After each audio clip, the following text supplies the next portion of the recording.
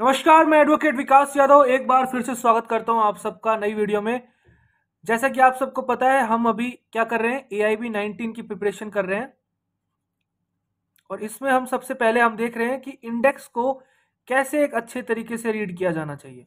तो वही हम देख रहे हैं, इसी के रिगार्डिंग लेक्चर 1 हमारा ऑलरेडी आ चुका है। तो अगर आपने लेक्चर 1 नहीं देखा है तो आप उसको देख लेना। हमने यहाँ तक कवर कर दिया है, जितने भी इंपॉर्टेंट आर्टिकल्स थे, जितने भी कीवर्ड्स थे, उनको हमने अच्छे से एनालाइज किया है। किस तरीके से इंडेक्स को पढ़ना चाहिए वो भी हमने देखा था। तो उसी को आगे बढ़ाते हैं और आज हमारे चैप्टर 3 है हमारे सामने, जो कि बताता है आपको legislative powers of the president. तो हमने देखा, हमने यूनियन एग्जीक्यूटिव में पढ़ा, हमने वाइस प्रेसिडेंट पढ़ा, प्रेसिडेंट पढ़ा, ठीक है। फिर हमने काउंसिल ऑफ मिनिस्टर्स देखे। तो अब बता रहा है कि जो प्रेसिडेंट होती है उसकी कुछ लेजिस्लेटिव पावर्स भी होती हैं। तो प्रेसिडेंट आप देखोगे उसके पास पावर होती है, वो प्रोमोगेट कर सकता है ऑर्डिनेंसेस के बारे में ड्यूरिंग रिसेस ऑफ पार्लियामेंट, जब पार्लियामेंट सेशन में नहीं रहता, ठीक है। तो प्रेसिडेंट के पास लेजिस्लेटिव पावर्स भी होती है, एग्जीक्यूटिव पावर्स भी होती है, आपको ध्यान रखनी है। अब हम पढ़ रहे हैं यूनियन जुडिशरी चैप्टर नंबर 4 में। यूनियन जुडिशरी मतलब जो आपका सुप्रीम कोर्ट है उसके बारे में हम पढ़ेंगे। तो काफ़ी इंपॉर्टेंट है, इससे भी काफ़ी आपके बार एग्जाम में क्वेश्चन आते हैं। अगर मैं इनमें बात करूं तो इंपॉर्टेंट आप आर्टिकल लिखोगे, आर्टिकल नंबर 124 है, 127 है, और अगली स्लाइड में जब आएंगे तो वो भी आपको मैं बताता हूँ। नहीं, फिलहाल यहाँ से क्वेश्चन आए हुए हैं। और नेशनल जुडिशियल अपॉइंटमेंट कमीशन आपका अगर आप देखोगे तो जजेस ट्रांसफर केस था, आपने वहां पे देखा होगा, जो फोर्थ जजेस ट्रांसफर केस था उसमें इस बारे में कहा गया था। अगर आपने ध्यान से अगर मेरे वीडियोस देखे होंगे तो उससे मैंने इसका जिक्र किया हुआ है। तो सबसे पहले आपको पता होना चाहिए भाई, सुप्रीम कोर्ट का कॉन्स्टिट्यूशन, एस्टेब्लिशमेंट के बारे में सारे इसकी बताई होंगी, जुरिडिक्शन वगैरह, फंक्शंस क्या है कमीशन के, जो नेशनल जुडिशियल अपॉइंट कमीशन है। तो आपके एग्जाम में मान लो कीवर्ड आ जाता है नेशनल जुडिशियल अपॉइंटमेंट कमीशन से, कुछ क्वेश्चन आ रहा है, तो आपके दिमाग में घंटी बजनी चाहिए कि भाई सेक्शन आपका जो आर्टिकल 124 है वहां से मेरा कुछ ना कुछ रिलेशन है, ठीक है। तो आपको दिमाग में ये रहेगा कि हाँ यार, चैप्टर 4 यूनियन जुडिशरी से बिलोंग करता है, सुप्रीम कोर्ट से क्वेश्चन है, तो हाँ ये चीज मैंने पढ़ी हुई है कहीं। उसके बाद power of the parliament to make law, ठीक है, जो पार्लियामेंट के पास पावर है, किस पावर के थ्रू वो कानून बना रहा है। सैलरीज क्या होंगी जजेस की, अपॉइंटमेंट कैसे किया जाएगा एक्टिंग चीफ जस्टिस का, अपॉइंटमेंट ऑफ एडहॉक जजेस कैसे किया जाएगा। तो ये कीवर्ड है आपका एडहॉक, ठीक है, एडहॉक मतलब टेम्परेरी, कुछ टाइम के लिए अगर सीट से काफ़ी खाली रह गई हैं तो। अब इसमें आप देखोगे कि 131 से काफ़ी बार क्वेश्चन आया, ओरिजिनल जुडिस्टिक्शन आपका 132 से क्वेश्चन आया, 133, 134 इंपॉर्टेंट है आपका यहाँ पे, 134 ए भी इंपॉर्टेंट है, एंड देन 135, 136 SLP के रिगार्डिंग स्पेशल लीव जो है आपकी, एंड उसके बाद है 138, 138 and 139, and 139A transfer of certain cases, and उसके बाद 141 लो बाइंडिंग बाय सुप्रीम कोर्ट, सारे जो भी कोर्ट्स हैं उन पे बाइंडिंग रहता है इनका, ये भी काफ़ी बार क्वेश्चन आया, एंड 143 आपका जो एडवाइजरी ओपिनियन है। फिलहाल इतने देखो, उसके बाद की अगली स्लाइड में देखेंगे, ठीक है। तो अटेंडेंस ऑफ द रिटायर्ड जजेस at sitting of the Supreme Court के बारे में बता रहा है। मतलब आप एक चीज गौर करना, इन सभी आप आर्टिकल में देख रहे होगे कि आपका supreme court supreme court supreme court लिखा मिल रहा है, हर जगह देखोगे mostly supreme court supreme court supreme court supreme court supreme court supreme court supreme Court, ठीक है। यहाँ पे भी सुप्रीम कोर्ट है, यहाँ पे भी, यहाँ पे भी, यहाँ पे भी, यहाँ पे भी, ठीक है। इसमें नहीं है भले ही, लेकिन यहाँ पे भी है।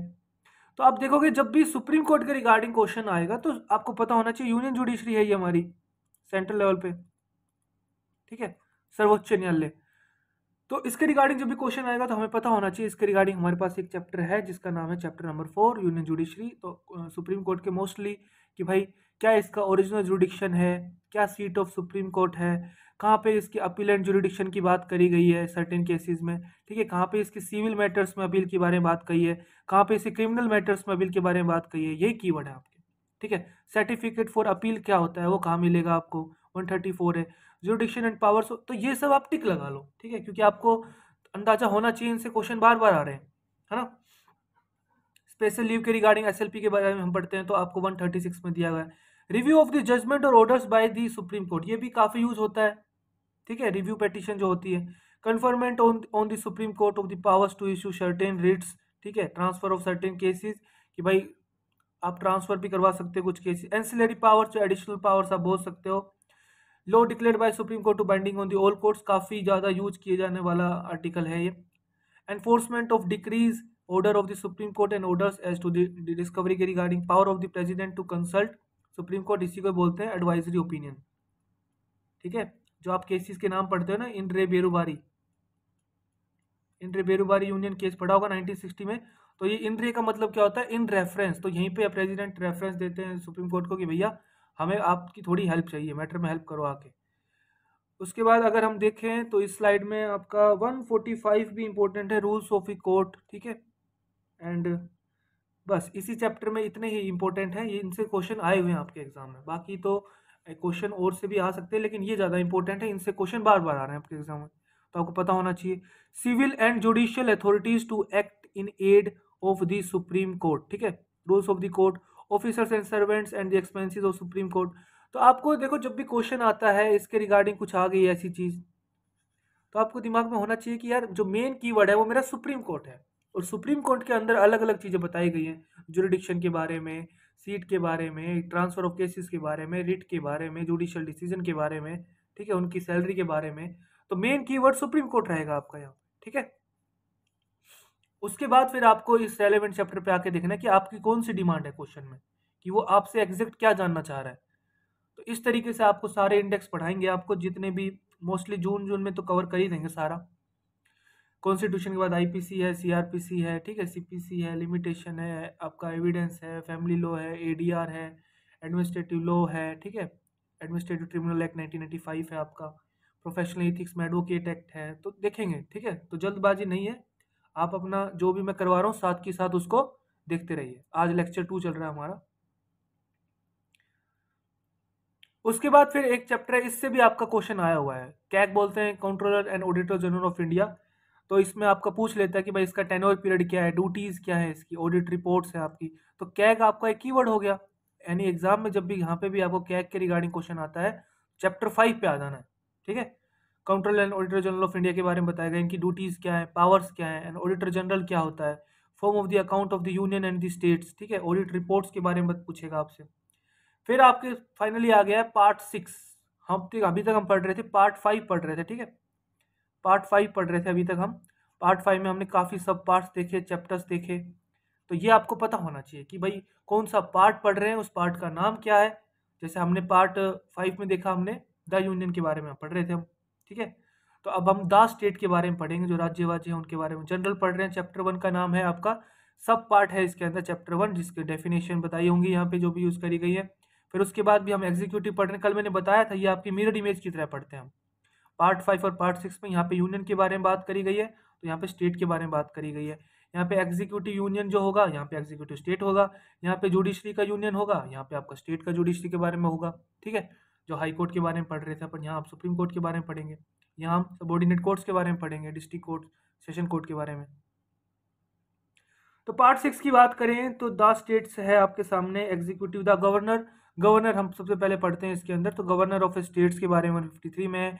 एग्जीक्यूटिव पावर क्या होती है स्टेट की, अपॉइंटमेंट ऑफ गवर्नर कैसे किया जाता है, term of office of the governor, कितने साल के लिए उसका ऑफिस का टेन्योर होता है, क्वालिफिकेशन क्या चाहिए गवर्नर को अपॉइंट करने के लिए। तो यहाँ पे आप देखोगे सबका कीवर्ड क्या है, गवर्नर है। कोई भी क्वेश्चन आपके एग्जाम में आ रहा है जिसमें गवर्नर लिखा हुआ है क्वेश्चन में, और आपको एग्जैक्ट आर्टिकल नहीं पता कि मुझे कहाँ जाना है, तो आपके बस यही दिमाग में आना चाहिए कि काफ़ी चांसेस हैं कि इसका आंसर मुझे पार्ट 6 में ही, चैप्टर 2 में द एग्जीक्यूटिव में मिलेगा, द गवर्नर में, ठीक है। कंडीशंस फॉर गवर्नर ऑफिस की क्या कंडीशन है कि भाई इन चीज़ों का आपको मानना पड़ेगा। ओथ एंड अफर्मेशन की बात करें कि भाई कौन दिलवाता है, by the governor. Discharge and functions of the function on the certain contingencies, ये आप देखोगे सारे प्रेसिडेंट के ही आपको मिरर मिलेंगे, मिरर इमेज प्रेसिडेंट वाली ही मिलेगी, ठीक है। क्योंकि वहाँ हम यूनियन के लेवल पे बात कर रहे थे, यहाँ हम स्टेट के लेवल पे बात कर रहे हैं। जैसे प्रेसिडेंट को कुछ पावर्स थी, पार्डन करने की, सस्पेंड करने की, रेमिट करने की, कॉमिट करने में कोई भी पनिशमेंट की, यहाँ पे गवर्नर के पास है, ठीक है। Extent of the executive power of the state, वहाँ पे हमने काउंसिल ऑफ मिनिस्टर्स पढ़ा था, यहाँ पे भी काउंसिल ऑफ मिनिस्टर है, to aid and advice governor को करते हैं। सॉरी, वहाँ पे देखा था हमने गवर्नर की जगह क्या था, प्रेसिडेंट था। तो ये आपको पता होना चाहिए, ठीक है, कि ये मिरर इमेज की तरह आपको पढ़ने हैं चीजें। अदर प्रोविजंस टू मिनिस्टर्स के रिगार्डिंग, वहां पे हमने क्या पढ़ा था, एडवोकेट जनरल पढ़ा था हमने, attorney general of for India पढ़ा था वहां पे। यहाँ पे हम पढ़ रहे हैं एडवोकेट जनरल, यानी कि अगर यूनियन की लेवल में बात करें तो आपका होता है अटॉर्नी जनरल,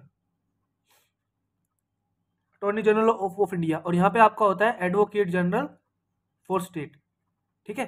तो ये आपको ध्यान रखना है कि अटॉर्नी जनरल, एडवोकेट जनरल के रिगार्डिंग भी कुछ प्रोविजन है हमारे। जैसे यहाँ पे 165 में था, वहाँ पे आपका अटॉर्नी जनरल ऑफ इंडिया के रिगार्डिंग था 76 में, ठीक है। यहाँ पे आप देखोगे council of minister to aid and advice governor, यहाँ पे 163 में है, वहाँ पे प्रेसिडेंट के रिगार्डिंग 74 में था।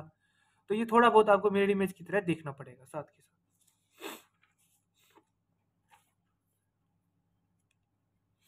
आगे देखो, conduct of the government business, ठीक है। जैसे हमने वहां पे भी देखा था, सेम है यार, बिल्कुल आप चाहे चेक कर लेना जाके, बिल्कुल सेम आपको मिरर इमेज मिलेगी। Conduct and business of the government of state, duties क्या होती है सीएम की, वहां पे पीएम की थी, as a respect to the furnishing information to governor, वहां यहाँ प्रेसिडेंट लिखा हुआ था, ठीक है। तो कोई खास अंतर नहीं है, एक आप पढ़ लोगे तो अगला वाला स्पीड में आपका हो जाएगा, लेकिन आपको पता होना चाहिए कि इस तरीके के प्रोविजन है। अब वहां पे हमने पार्लियामेंट पढ़ा था, यहाँ पे आप स्टेट लेजिस्लेचर पढ़ोगे। जनरल में क्या पढ़ोगे आप इसके अंदर, constitution of the legislature in the state, evolution of the creation of legislative council in the state, composition क्या होगी लेजिस्लेटिव असेंबली की, कितने लोग होंगे, लेजिस्लेटिव काउंसिल में कितने लोग होंगे, ड्यूरेशन क्या रहेगा स्टेट लेजिस्लेचर का, क्वालिफिकेशन क्या चाहिए मेंबरशिप ऑफ स्टेट लेजिस्लेचर के लिए, ठीक है। यानी कि जब भी आपका स्टेट लेजिस्लेचर के रिगार्डिंग क्वेश्चन आएगा, यहाँ मिलेगा आपको आंसर चैप्टर 3 में। उसके अंदर भी फर्दर डिवीजन है, जनरल की बात करेंगे, जो छोटे मोटे बिल्कुल बेसिक क्वेश्चन हैं आपके, वो सारे इस वाले पार्ट में मिलेंगे। उसके बाद सब पार्ट में ऑफिसर जो होंगे, जहाँ हमने देखे थे वहाँ पे भी स्पीकर था आपका, डेप्यूटी स्पीकर था लोकसभा का, राज्यसभा का, ऐसे यहाँ पे लेजिस्लेटिव असेंबली के हैं, ठीक है। तो ये सब सेम है आपका, कुछ ज़्यादा कुछ नहीं है इसके अंदर। सेशन क्या होगा, session of the state legislature, prorogation, resolution, ये आपका वहां पे भी इंपॉर्टेंट था, आपने देखा होगा। एग्जैक्ट आर्टिकल है आपका शायद 85, हाँ 85, वहां पे 85 था ये सेशन ऑफ, वहां पे लिखा हुआ था session of the parliament, prorogation and resolution, उससे क्वेश्चन आया हुआ है। तो आपको पता होना चाहिए कि मिरर इमेज अगर आप पढ़ोगे तो 174 में बिल्कुल स्टेट लेजिस्लेचर की ये बात दी गई है। अगर इंपॉर्टेंट आर्टिकल देखें तो 163 एंड 164 थे आपके, यहाँ पे आपने टिक लगा लिए होंगे, तो 163 एंड 164 ये इंपॉर्टेंट है भाई, इनसे क्वेश्चन आया हुआ है। एंड 176 से आपके एग्जाम में क्वेश्चन नहीं आया, लेकिन काफी एग्जाम में देखा गया है, ठीक है, special address by the governor, तो आप देख लेना, क्योंकि नेट के एग्जाम में ये काफी बार आया हुआ है, तो इसको थोड़ा टिक लगा सकते हो आप, अच्छा आर्टिकल है। Rights of the ministers and advocate general as respect to houses, ठीक है। Officer of the state legislature है, स्पीकर है, वहाँ पे डेप्टी स्पीकर थे लोकसभा में। वैकेशन, अगर इनकी पोस्ट खाली होती है तो इनको कैसे डील किया जाएगा। Power of the deputy speaker and other person to perform the duties, बिल्कुल सेम है, कुछ भी इसके अंदर अलग नहीं है, आप देखोगे तो मोस्टली आपका यूनियन से ज्यादा पूछता है ना, स्टेट लेजिस्लेचर से कम क्वेश्चन पूछता है, पार्लियामेंट से ज्यादा पूछता है। तो जैसे हमने वहां पे देखा था कि लोकसभा के लिए हम क्या यूज कर रहे थे वर्ड, हम यूज कर रहे थे स्पीकर, और एक था आपका डेप्यूटी स्पीकर। ऐसे ही हम राज्यसभा के लिए क्या यूज कर रहे थे, राज्यसभा के लिए वर्ड यूज कर रहे थे आपका चेयरमैन एंड डेप्यूटी चेयरमैन। ऐसे ही यहाँ पे अब लोकसभा को क्या बोल रहा है, ये लेजिस्लेटिव असेंबली बोल रहा है, एलए बोल रहा है लेजिस्लेटिव असेंबली, एंड राज्यसभा को ये एलसी बोल रहा है, लेजिस्लेटिव काउंसिल बोल रहा है ना। तो इस तरीके से आपको, और ये खाली कॉन्स्टिट्यूशन में नहीं है ये मिरर इमेज, मिरर इमेज की चीजें आपको और भी जैसे बहुत से बियर एक्ट्स में मिलेंगी। जैसे अपील के रिगार्डिंग आप पढ़ोगे तो उसके रिगार्डिंग और कोई बियर एक्ट है तो उसमें भी कुछ वैसे प्रोविजन दिखेंगे, ठीक है। तो एक चेन लिंक एस्टेब्लिश करना आना चाहिए, क्योंकि इंडेक्स का मतलब यही है कि एक चेन दिया गया है भाई, पहले आप ये करना है, फिर ये करना है, फिर ये करना है, दिक्कत आ जाए तो ये करना है, फिर ऐसे करना है, ये करना है, वो करना है, तो ये एक चेन ही है, ठीक है। कहानी एक आपको दे दी है कि इस तरीके से आपको मेन, अगर इनके बारे में पढ़ना है तो मेन सेक्शन पे जाइए, मेन आर्टिकल पे जाइए, वरना आपको एक जनरल आइडिया अगर आपको लेना है फटाफट कि भाई ये बियर एक्ट किसके बारे में बताता है, तो एक बार इंडेक्स रीड कर लो, आपको पता लग जाएगा इससे मुझे क्या क्या सिखाया जाएगा, ठीक है। वो सबसे बढ़िया तरीका होता है।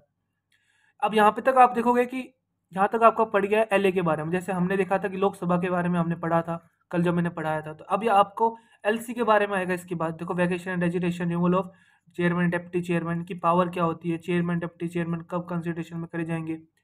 तो जस्ट आपका बिल्कुल कल वाला अगर लेक्चर आपने देखा होगा तो आज वाले लेक्चर में आपको कोई परेशानी आने वाली नहीं है।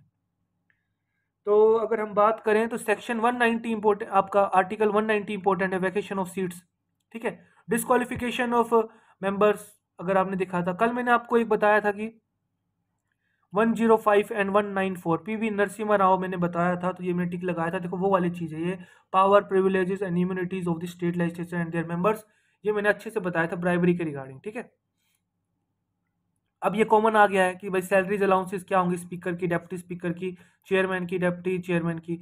सेक्रेटरीट ऑफ स्टेट लेजिस्लेचर, वहां पे क्या था, सेक्रेटरीट ऑफ पार्लियामेंट था, चेक करो आप, पार्लियामेंट में था secretariat of parliament, article number 98, ठीक है। सेम है, बस यहाँ पे इस बार स्टेट लेजिस्लेचर लिख दिया, वहां पार्लियामेंट लिखा हुआ था, ठीक है। कंडक्ट ऑफ बिजनेस है, वहां पे भी कंडक्ट ऑफ बिजनेस था। ओथ एंड इन्फॉर्मेशन कैसे लेंगे मेंबर, वोटिंग कैसे करेंगे, ये सब पता होना चाहिए। तो यहाँ पे क्या वर्ड हो गया आपका, वोटिंग वाला थोड़ा सा इंपॉर्टेंट है। Voting in house is power of the house is to act not standing vacancies, quorum क्या होता है उसके रिगार्डिंग। डिस्क्वालिफिकेशन करना होगा, तो डिस्क्वालिफिकेशन फॉर मेंबरशिप आप देखोगे यहाँ 191 में है, वहां पे था आपका 102 में, तो दोनों इंपॉर्टेंट है। 102 से क्वेश्चन आया हुआ आपके एग्जाम में, तो 102 घंटी बजती है आपके यूनियन के लिए, तो 191 की घंटी बजनी चाहिए आपके स्टेट के लिए, ठीक है। तो इस तरीके से आप आर्टिकल याद कर सकते हो, क्योंकि भले ही आपके एग्जाम में याद करने की जरूरत नहीं है आपको, लेकिन आपको पता है आपका ओपन बुक एग्जाम है, लेकिन हर एक एग्जाम ओपन बुक नहीं होता, तो उनमें बच्चों को याद करना पड़ता है कि भाई डिस्क्वालिफिकेशन फॉर मेंबरशिप कौन से आर्टिकल में लिखा हुआ है, ठीक है। पावर एंड प्रिविलेजेस के बारे में कहाँ बताया गया है। तो अगर आप वो हैबिट में है तो आप याद कर लोगे तो कम टाइम लगेगा ढूंढने में। कोई नॉलेज गेन करने में कोई लॉस थोड़ी ना है, अगर आप याद कर लोगे कोई चीज़, वो तो अच्छी बात है, आपको फ्लो बनेगा, फास्ट काम करोगे। तो यहाँ पे आपका हम बात करें तो अभी तक 190 से क्वेश्चन आया, 194 इंपॉर्टेंट है, मैंने आपका टिक लगवा ही दिया है, ठीक है। एंड 196 इंपॉर्टेंट है अगर नेट के एंगल से देखें, एंड 198 पर देखो मेरे पास तो एक बियर एक्ट है, तो मुझे तो जो भी जितने भी एग्जाम में आया है वो सारे लगवाने पड़ते हैं। लेकिन आपको पता है एआईबी एग्जाम कोई अलग से तो क्वेश्चन बनाता नहीं, अलग अलग डिफरेंट डिफरेंट एग्जाम से क्वेश्चन उठा के डाल देता है आपके एग्जाम में, ठीक है। तो अगर कोई चीज़ नेट में आ रही है, एलएलएम के एग्जाम में आ रही है, जुडिशरी में आ रही है, तो वो ऑब्वियस सी चीज़ है कि आपके लिए भी इंपॉर्टेंट है। लेजिस्लेटिव प्रोसीजर के बारे में देखें तो कल आपको बताया था कि वहाँ पे भी हमने देखे थे एसेंट टू बिल के बारे में, आपका ज्वाइंट सिटिंग के बारे में भी देखा था हमने, ठीक है। Special procedure in the money bill के बारे में देखा था हमने। तो यहाँ पे भी आपको दिखेगा provision as to introduction and passing of bill के regarding, restriction and powers of legislative council as to bills. तो आपको घंटी बजनी चाहिए, लेजिस्लेटिव असेंबली के बारे में बोल रहा है, काउंसिल के बारे में बोल रहा है, स्पीकर, डेप्यूटी स्पीकर एलए के बारे में बोल रहा है, चेयरमैन, डेप्यूटी चेयरमैन एलसी के बारे में बोल रहा है। तो इन सब का आंसर आपको स्टेट लेजिस्लेचर में मिलेगा, ठीक है। इसका एक हमारे पास डेडिकेटली चैप्टर है।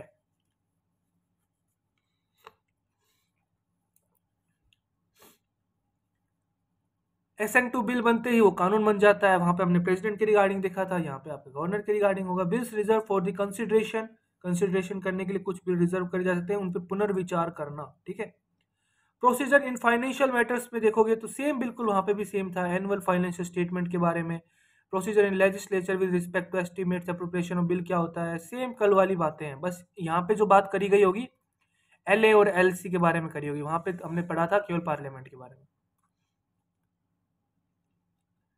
प्रोसीजर जनरली की बात कर रहा है, रूल ऑफ प्रोसीजर के बारे में बात कर रहा है, regulation by law of procedure in the legislative of state in relation to financial business, same है। लैंग्वेज कैसे यूज करी जाएगी, वहां पे पार्लियामेंट था, यहाँ लेजिस्लेचर आ गया। रिस्ट्रिक्शन क्या रहेंगे, discussion on the in the legislature, courts not to inquire into proceeding, यहाँ तक हमने कल किया था ना, और ये आपका यहाँ पे आके पूरा मेरा इमेज खत्म हो गया। अब आपने देखा था जैसे आज जो लेक्चर की शुरुआत करी थी क्या था, legislative power of the president पढ़ रहे थे हम, आज जो शुरुआत करी थी जिस चैप्टर से, अब देखो वही सेम आ गया, ठीक है। Power of the governor to promulgate ordinances during recess of the legislature, वहां पे था पार्लियामेंट, बिल्कुल सेम है। एक पढ़ लो अच्छे से, दूसरा वाला आ जाएगा, लेकिन क्वेश्चन आपके यूनियन से ज्यादा आएंगे, ये ध्यान रखना, ठीक है। चैप्टर 5 है आपका high court in the state, पढ़ो भाई। जैसे हमने उसके बाद फिर क्या पढ़ा था, सुप्रीम कोर्ट के बारे में पढ़ा था, अब आप स्टेट जुडिशरी में हाई कोर्ट के बारे में पढ़ोगे। भाई हर स्टेट में हाई कोर्ट होगा, high court to be court of the record होगा, कॉन्स्टिट्यूशन ऑफ हाई कोर्ट क्या कहता है, ठीक है। तो अगर बात करें 217 से क्वेश्चन आया है, इससे क्वेश्चन आया हुआ है appointment and conditions of the office of the जज ऑफ ए हाई कोर्ट, ठीक है। एंड उस सेम है application of the certain provision relating to the Supreme Court to high courts, ठीक है। ओथ एंड इन्फॉर्मेशन कैसे ली जाएगी हाई कोर्ट्स की। तो यहाँ पे आप देखोगे कि कोई भी क्वेश्चन आपका अगर हाई कोर्ट के रिगार्डिंग उससे पूछ रहा है कि कंपोजिशन क्या है, टेन्योर क्या है जजेस का, उनका अपॉइंट कैसे किया जाएगा, ओथ एंड इन्फॉर्मेशन के बारे में, सैलरीज के बारे में, ठीक है, तो ये सब चीज़ें आपको सारी मिलेंगी। पावर ऑफ हाई कोर्ट क्या है टू इशू रिट्स के रिगार्डिंग, हर एक चीज़ अगर हाई कोर्ट के रिगार्डिंग कुछ जानना चाह रहे हैं हाई कोर्ट के सिनारियो में, तो वो आपको इस चैप्टर में मिलेगा। सिंपल सी बात। हमने जो आज उसमें पढ़ा था यूनियन में, तो वहाँ पे आपको वो चीज़ें सुप्रीम कोर्ट में मिलेंगी। तो मोस्टली अगर आपको क्वेश्चन में दिखता है कि भाई कुछ हाई कोर्ट के बारे में मुझसे अधिक जानकारी जानना चाह रहा है एग्जामिनर, तो इस वाले चैप्टर पे आ जाना है, ठीक है। Restriction on the practice after being a permanent जज, कि भाई आप परमानेंट जज बन जाते हो तो आप कुछ प्रैक्टिस नहीं कर सकते हो, ठीक है। ट्रांसफर ऑफ द जज from one high court to another high court के बारे में बताया गया है, तो ये भी देखा गया है question 222।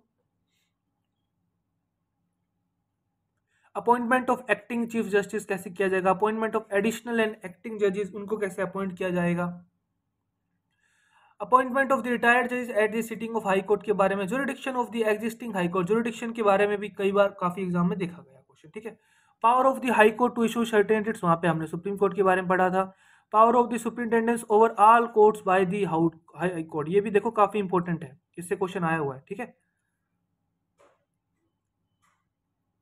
Transfer of certain cases to high court, कुछ केसेस डायरेक्टली आप हाई कोर्ट में ट्रांसफर कर सकते हो।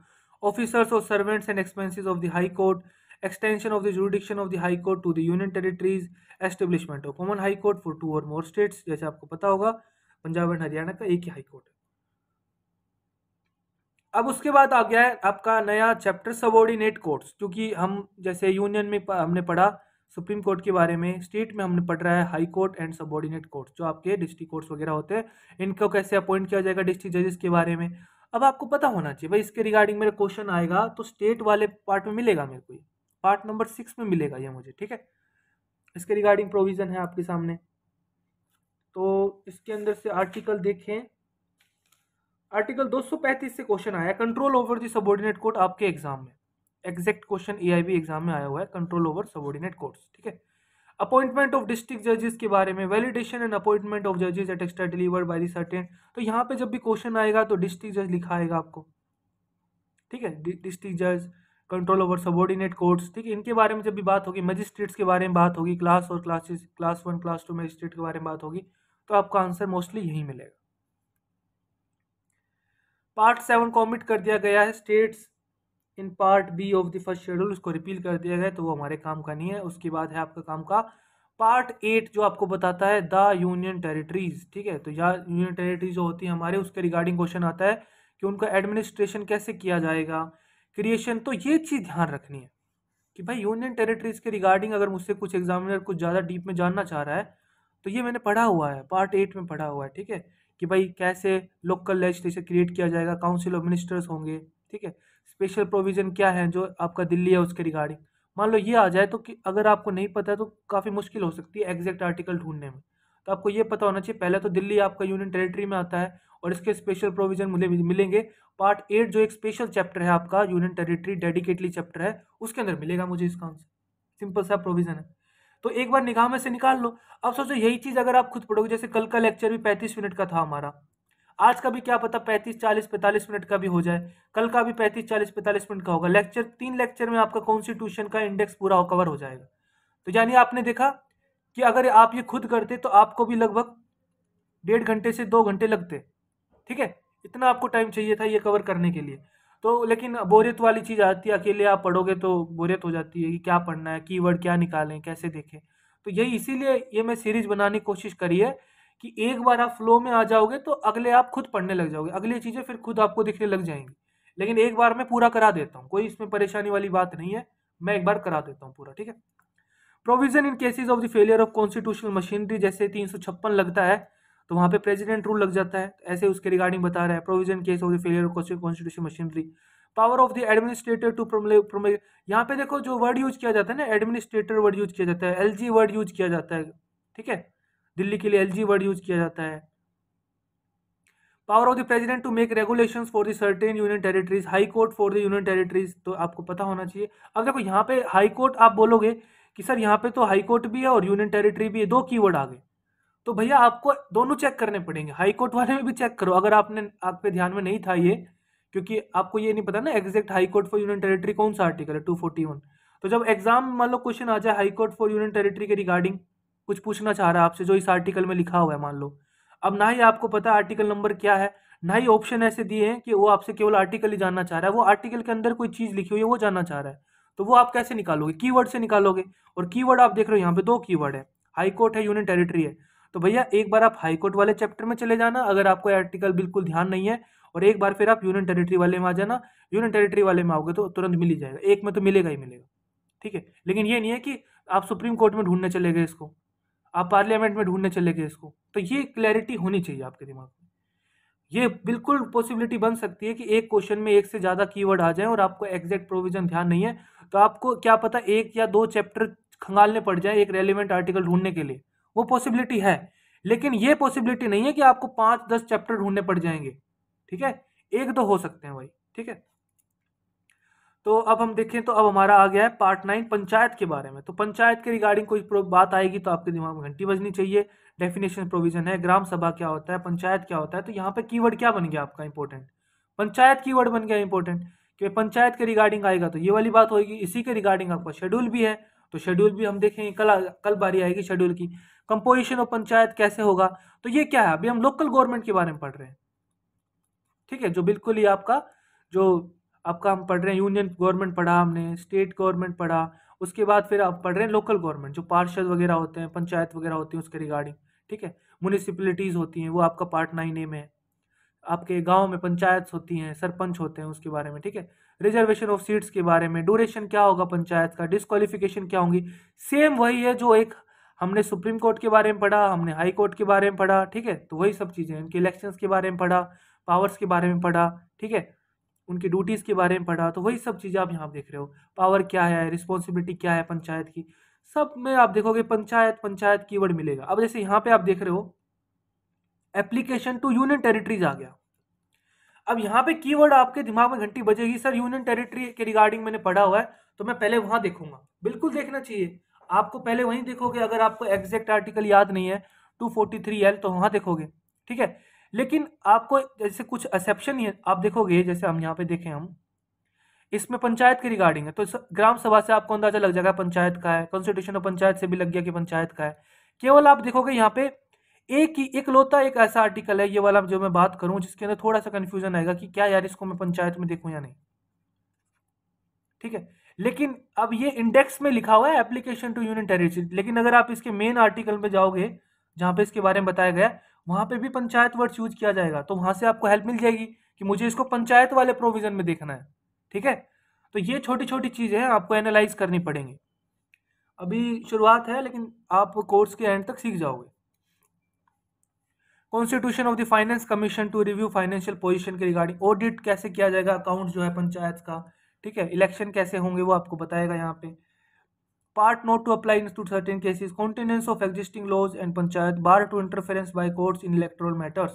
ठीक है, अब उसके बाद आ गया पार्ट 9A म्यूनिसिपलिटीज, जो अगर हम सिटीज की बात करें, जो वार्ड्स की बात करें, पार्षदों की बात करें उसके रिगार्डिंग, वो हम गांव में बात कर रहे थे ग्राम सभा, यहाँ पे हम कॉन्स्टिट्यूशन ऑफ म्यूनिसिपलिटी की बात कर रहे हैं, कितने लोग होते हैं उसकी बात कर रहे हैं, constitution and composition of the wards committees के बारे में बात कर रहे हैं, सीट्स के रिजर्वेशन, कितना टाइम का ड्यूरेशन होगा, सेम वही पंचायत को, पंचायत का रेप्लिका है, मिरर इमेज बोले तो पंचायत की। ठीक है, डिस्क्वालिफिकेशन कैसे हो सकता है, हमने डिस्क्वालिफिकेशन ऑफ मेंबरशिप 102 में सेंट्रल के लिए पढ़ा। ठीक है, उसके बाद हमने वहां पे पढ़ा, स्टेट में भी पढ़ा उसको, disqualification for membership. Exact article बता दूं तो क्या था, डिस्क्वालिफिकेशन फॉर मेंबरशिप,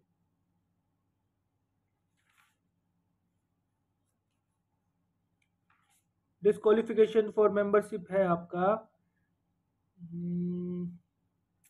191, स्टेट में हमने 191 में पढ़ा है। तो अब यहाँ पे आप देख रहे हो कि यहाँ पे भी 243V में वही सेम बात दी है, डिस्क्वालिफिकेशन फॉर मेंबरशिप आपके जो म्यूनिसिपलिटी में उसके बाद। तो ये छोटी छोटी चीजें आपको क्लिक करनी चाहिए माइंड। पावर्स क्या होगी, अथॉरिटी क्या है, रिस्पॉन्सिबिलिटी क्या है म्यूनिसिपलिटीज की, power to impose tax and funds, जो भी आपका म्यूनिसिपलिटी टैक्स कलेक्ट करती है उसके बारे में बताया गया। फाइनेंस कमीशन होगा, इसकी ऑडिट ऑफ अकाउंट्स कैसे किया जाएगा, इलेक्शन टू म्यूनिसिपलिटीज कैसे होंगे। अब यहाँ पे भी एप्लीकेशन टू यूटी आ गया है, एप्लीकेशन टू यूटी हमने पंचायत में भी देखा, एप्लीकेशन टू यूटी हमने म्यूनिसिपलिटी में भी देख रहे हैं। तो ये नहीं है कि भाई यहाँ पे इसके अंदर पंचायत वर्ड्स लिखा मिलेगा, मेन सेक्शन पे आप आओगे तो यहाँ पे म्यूनिसिपैलिटी के बारे में बताया जाएगा, तो उससे आप रिस्ट्रिक्ट कर सकते हो, कंफ्यूज मत होना, ठीक है। Part not to apply certain area, same आपका पंचायत में भी था। Committee for district planning, metropolitan planning, existing laws and municipality, part to interference by court in electoral matters, same आपका पंचायत में भी था। उसके बाद पार्ट 9 की बारी आ गई है। तो अगर हम देखें तो इसमें से एग्जाम में ज़्यादा क्वेश्चन आपके आए नहीं है। पंचायत से भी कोई अभी तक एआईबी में क्वेश्चन आया नहीं है, ना ही आपका म्यूनिसिपैलिटी से कोई क्वेश्चन आया है, और कोऑपरेटिव सोसाइटी से भी कोई क्वेश्चन अब तक आया नहीं। इन तीनों पार्ट से आप देखोगे कि अब तक कोई क्वेश्चन देखने को नहीं मिला है। हाँ, इसके अलावा और डिफरेंट एग्जाम में क्वेश्चन आए जो मैंने आपको इंपॉर्टेंट बताई दिए साथ के साथ।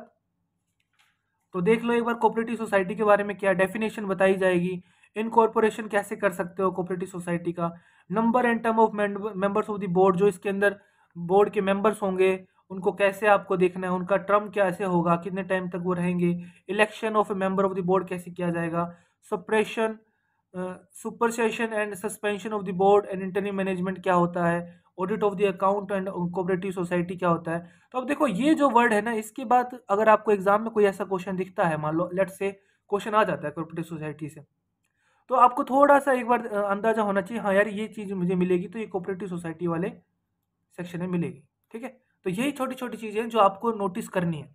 जो वर्ड में लिखा हुआ है कोऑपरेटिव सोसाइटी आर्टिकल में, तो ऑब्वियस सी बात है कि उसमें तो ढूंढने में दिक्कत आपको आएगी नहीं, जिसमें नहीं लिखा हुआ है उसको ढूंढने में दिक्कत आएगी। Convening of the general body meetings, right of the members to get information, returns के बारे में, पेनल्टीज के बारे में, ऑफेंसेस के बारे में बताया गया है। Application to the multi state cooperative society के बारे में, application to UT, continuance of existing laws. उसके बाद आपका पार्ट 10 और कर लेते हैं, उसके बाद बाकी की प्रोविजन कल करेंगे। Schedules, the schedule and tribunal area, जो आपका पता ही है कि भाई एसटी जो होते हैं, इस पे शेड्यूल एरियाज होते हैं, उनके रिगार्डिंग अगर कोई मैटर आता है आपका, तो वो आपका 244 में बता रखा है, ठीक है। इससे भी क्वेश्चन आपका अभी तक तो आया नहीं है, ठीक है। कल वाले पार्ट में से क्वेश्चन आएगा, relation between the union and the states, legislative जो भी रिलेशन है, इसमें से क्वेश्चन आया हुआ है एग्जाम में। तो यहाँ पे देखो, administration of the schedule areas, tribal areas, formation of N autonomous state comprising certain tribal areas in Assam and creation of the local legislature of the council of minister of both. तो इसके regarding provision है, अगर इसके regarding कोई question आता है schedule area के regarding या ट्रिब्यूनल एरिया के रिगार्डिंग, तो आपको पता होना चाहिए हाँ यार इसके रिगार्डिंग मेरे पास एक रेलिवेंट प्रोविजन है, ठीक है। तो आज के सेशन में यहीं तक करते हैं। कल से हमारा जो लास्ट लेक्चर होगा कॉन्स्टिट्यूशन का, इंडेक्स रीडिंग का, पार्ट 11 से उसको डिस्कस करेंगे। थोड़ा सा शेड्यूल के बारे में भी देखेंगे, शेड्यूल 12 शेड्यूल है, उनके बारे में भाई क्या क्या लिखा हुआ है। 12 शेड्यूल में से 7th schedule and 10th schedule आपके इंपॉर्टेंट है, ठीक है। इसके अंदर आपका union list, state list, concurrent list के बारे में बताता है। 10th शेड्यूल में एंटी डिफेक्शन लॉ के बारे में बताता है, ठीक है। दल बदलो वगैरह जो होते हैं या कोई अपनी पार्टी से दगाबाजी करता है उसके रिगार्डिंग बताया गया है, एंटी डिफेक्शन लॉ के नाम से भी जाना जाता है 10th शेड्यूल को। तो कल हम कवर कर देंगे पूरा का पूरा, आपका कॉन्स्टिट्यूशन का इंडेक्स कल कवर हो जाएगा। तो आप अभी तक आपने नहीं देखा है तो लेक्चर 1 भी देख लेना, लेक्चर 2 भी देख लेना। वीकेंड का टाइम है तो इसको अच्छे से यूटिलाइज करो। एग्जाम अभी कोई श्योरिटी नहीं है कब होगा, लेकिन कभी भी हो हमें उससे मतलब नहीं है। अभी आपको तैयारी करने का मन है अभी कर लो, क्योंकि जून में आप सब फ्री हो, तो इस फ्री टाइम को यूटिलाइज कर लो बाद में, ताकि आपको परेशानी ना आए, ठीक है।